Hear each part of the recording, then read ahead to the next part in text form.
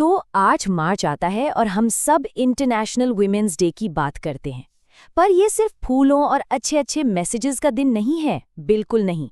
इसकी जड़ें ना बहुत गहरी हैं और कह सकते हैं काफी क्रांतिकारी भी। तो चलिए आज इस दिन के असली मतलब को समझते हैं। अब रोटी, गुलाब और क्रांति, इन सबका 8 मार्च से क्या कनेक्शन है? सुनने में थोड़ा अजीब लगता है ना? लेकिन यकीन मानिए, इस दिन के इतिहास का पूरा सार इसी सवाल में छिपा है। ये हमें एक ऐसी कहानी की ओर ले जाता है जो विरोध, उम्मीद और बदलाव के धागों से बुनी हुई है। तो चलिए कहानी में थोड़ा और अंदर चलते हैं। इस दिन की शुरुआत पता है कैसे हुई? किसी सेलिब्रेशन से नहीं, बल्कि एक प्रोटेस्ट से। एक ऐसी चिंगारी जिसने पूरी दुनिया में महिलाओं के अधिकारों के लिए एक आंदोलन की आग लगा दी। जरा सोचिए, साल था 1908, शहर न्यूयॉर्क। कोई 1-2 नहीं बल्कि 15,000 औरतें जो कपड़े की फैक्ट्रियों में बहुत ही मुश्किल हालातों में काम करती थीं, वो सब सड़कों पर उतर आईं। और उनकी मांगें बहुत सीधी-सादी थीं।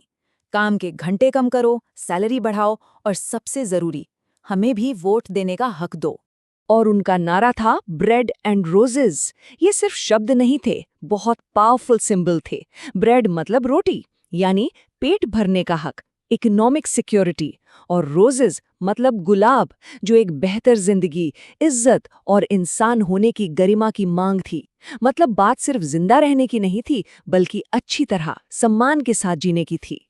तो सवाल ये है कि न्यूयॉर्क की गलियों से निकला ये प्रोटेस्ट एक ग्लोबल दिन कैसे बन गया?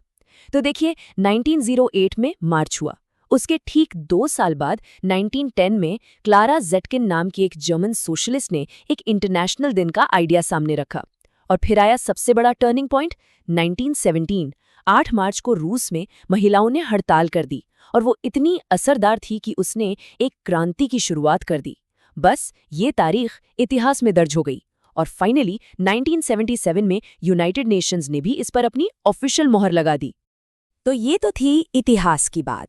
अब जरा आज के समय में आते हैं। आज पूरी दुनिया में इस दिन को कैसे देखा जाता है, कैसे मनाया जाता है, क्योंकि इसके रूप भी उतने ही अलग-अलग हैं जितनी कि दुनिया की संस्कृतियां। बड़ा इंटरेस्टिंग है कि ये दिन एक ही समय में 2 बिल्कुल अलग-अलग तरीकों से मनाया जाता है। एक तरफ इटली और रोमानिया जैसे देश हैं, जहां ये एक उत्सव की तरह है। लोग एक दूसरे को फूल देते हैं, एकजुटता दिखाते हैं। वहीं दूसरी तरफ स्पेन और चिली जैसी जगह हैं, जहां आज भी ये एक विरोध का दिन है। औरतें सड़कों पर उतरती हैं, अपने हक के लिए आवाज़ बुलंद करती हैं। चलिए अब बात करते हैं अपने देश भारत की।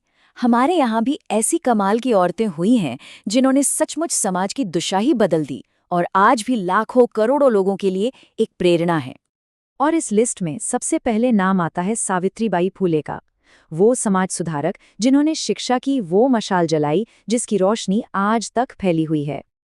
जरा सोचकर देखिए, वो कैसा समय रहा होगा जब लड़कियों के पढ़ने लिखने के बारे में कोई सोचता भी नहीं था। उस दौर में 1848 में सावित्रीबाई फुले ने लड़कियों के लिए देश का पहला स्कूल खोला। समाज ने उनका जबरदस्त विरोध किया, लेकिन वो रुकी नहीं। उन्होंने भारत में महिला शिक्षा की नींव रखी। अब थोड़ा आज के समय में आते हैं और बात करते हैं एक और पायनियर की, सुरेखा यादव। सुरेखा यादव ने 1989 में वो कर दिखाया जो पहले किसी ने नहीं किया था। वो एशिया की पहली महिला लोको पायलट मतलब ट्रेन ड्राइवर बनी। उन्होंने एक ऐसे फील्ड के दरवाजे खोल दिए जिसे सिर्फ मर्दों का काम माना जाता था। और आज उनकी वजह से हजारों महिलाएं इंडियन रेलवे में मुश्किल से मुश्किल टेक्निकल रोल्स में काम कर रही हैं। और अब मिलिए भारत की रॉकेट विमेन से। निगार शाजी और ऋतु करेधल, ये वो नाम हैं जो इसरो में लीडरशिप रोल्स में हैं। इन्होंने मंगलयान से लेकर आदित्य L1 जैसे भारत के सबसे बड़े और सबसे मुश्किल स्पेस मिशंस को लीड किया है। और इन्होंने ये साबित कर दिया है कि जब बात साइंस और टेक्नोलॉजी की हो तो भारत की बेटियां दुनिया में किसी से भी पीछे नहीं हैं। तो इन सभी उपलब्धियों का जश्न मनाना तो बनता है, बिल्कुल।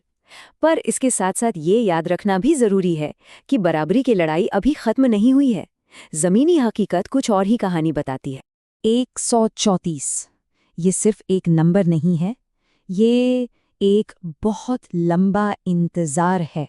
वर्ल्ड इकोनॉमिक फोरम की ताज़ा रिपोर्ट ये कहती है कि आज हम जिस स्पीड से चल रहे हैं ना, उस हिसाब से पूरी दुनिया में जेंडर इक्वालिटी यानी लैंगिक समानता हासिल करने में 134 साल और लगेंगे। 134 इयर्स। ये दिखाता है कि सफ़र अभी बहुत बहुत लंबा है। तो आखिर ये गैप सबसे ज़्यादा है कहाँ? सबसे बड़ी चुनौतियाँ कहाँ हैं?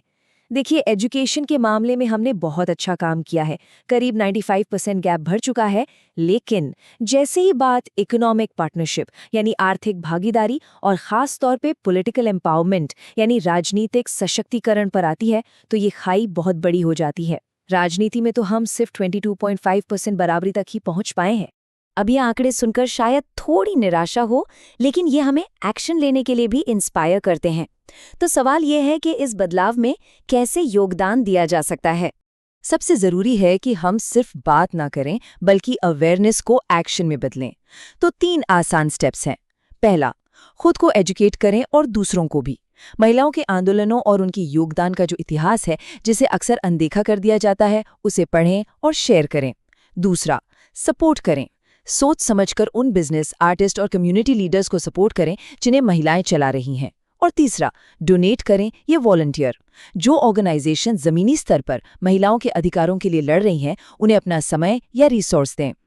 Nobel peace prize winner Nadia Murad की एक बात है जो इस पूरी चर्चा का सार है।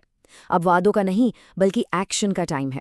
अगली पीढ़ी को विरासत में एक ऐसी दुनिया मिलनी चाहिए जहां बराबरी एक हकीकत हो, सिर्फ एक खूबसूरत सपना नहीं। तो हम घूम फिर के वहीं आ गए जहां से हमने ये बात शुरू की थी।